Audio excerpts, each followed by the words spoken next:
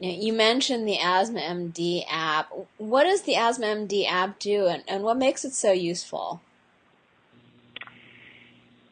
So AsthmaMD app, we back in year 2010, after months of R&D with a friend of mine who is in technology, we were able to come up with a solution.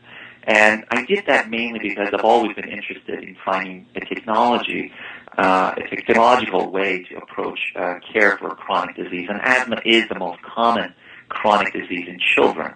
So our solution was extremely unique. It really put the parents in control of early recognitions of signs of asthma in their kids. And that's what differentiated us as a solution compared to what was available in the market. So our app is not only a device, a solution where parents can track their children's peak flow measures, but also actually to make it a useful device by sharing it with their physician. So we get everybody to look at the same information. And we made it really simple, visually, graphically, to recognize rather than just looking at a lot of data points that would be confusing to a lot of people. Everything is color-coded and visual. And that has made a big difference. So simply a look at a graph would make one understand if a child is doing well or not. Whether you're a parent, you're a physician, you're a researcher, it's an extremely simple thing to use. And we've been granted many grants and awards because of the way we approached this kind of solution for asthma care.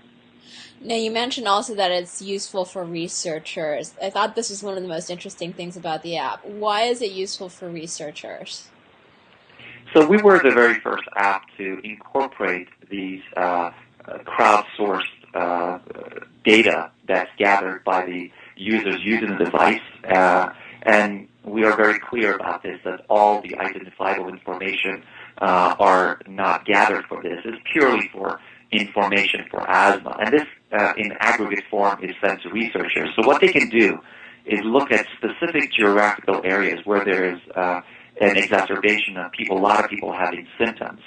And what researchers do, they incorporate that information along with pollution air data that's available from the government through the NOAA. And they have sensors around the country to evaluate pollution levels, and through the pollen counts that is available through the allergy group. And they can really assess what exactly in that local area is causing it to be able to predict if a certain group is going to have asthma flare-ups, and hopefully in the near future let those people know ahead of time so they can take action and prevent their asthma attack in the first place. So ultimately, that's really the power of getting all this information, get everybody on the same platform, and not have them separate to expedite the process to help people. Very, very cool.